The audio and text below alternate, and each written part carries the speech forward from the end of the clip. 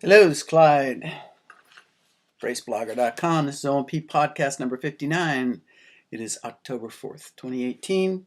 This is from the O&P Edge, September 2018.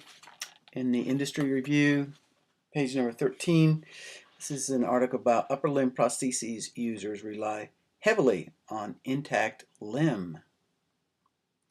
People who use myoelectric arm and hand prostheses still rely heavily on their sound side. Researchers from University of Salford, England, have found adults without amputation demonstrated reliance on both upper limbs.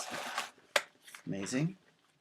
In the open access study published in Scientific Reports, researchers used electronic sensors to observe daily activities for 1 week among 20 people, 14 men, 6 women, who had unilateral transradial amputations and used a single degree of freedom myoelectric prostheses. Prostheses users ranged from ages 18 to 75 and included 11 people with congenital limb loss. 6 of them, remaining 9, had amputations on their dominant side. The research team identified the participants' dominant and non-dominant sides and calculated the balance of activity across both limbs. Accelerometers were placed on the wrists of the prosthetic and intact hands to measure continuous activity for 7 days. Results were compared against a similar group of 20 people, 9 men and 11 women, 23 to 61 years old, without amputations. Though researchers found all the prostheses users showed an increased reliance on their intact hand compared to people without limb differences, they found that those who had used a prosthesis for a longer time did not rely as heavily on the intact hand. Researchers also considered how long people wore their prostheses daily, but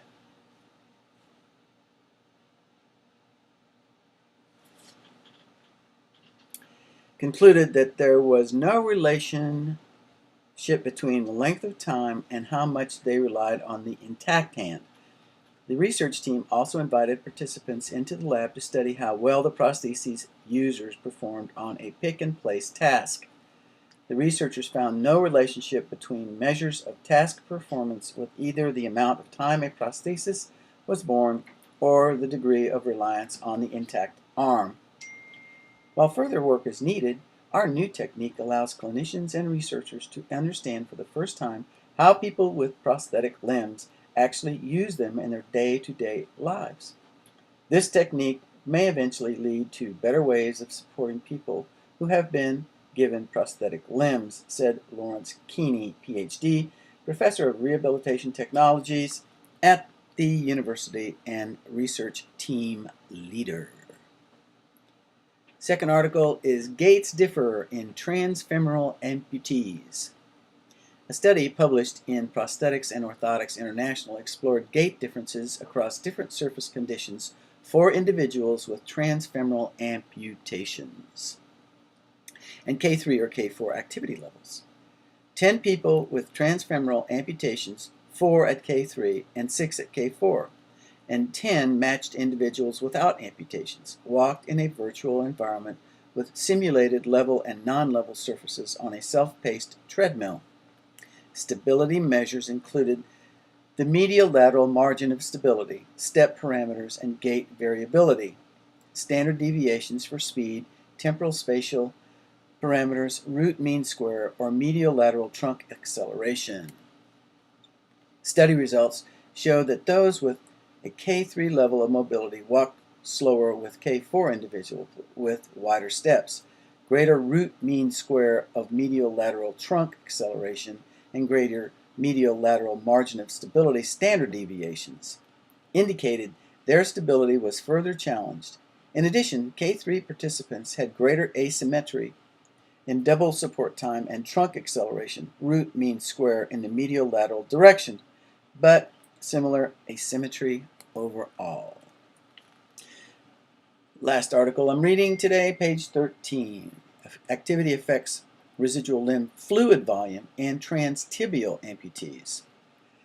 A study published in the Journal of Prosthetics Orthotics International tested how activity, time of day, and intermittent doffing affected residual limb fluid volume in people with transtibial amputations. 13 participants with transtibial amputations completed 3 6-hour test sessions.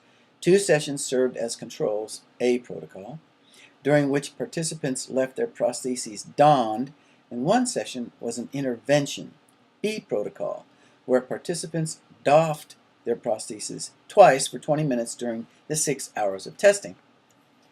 Within socket fluid volume was measured using a custom portable Bioimpedance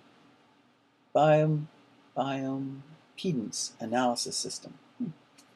The study found that the rate of limb fluid volume loss was higher early in the session compared with late in the session.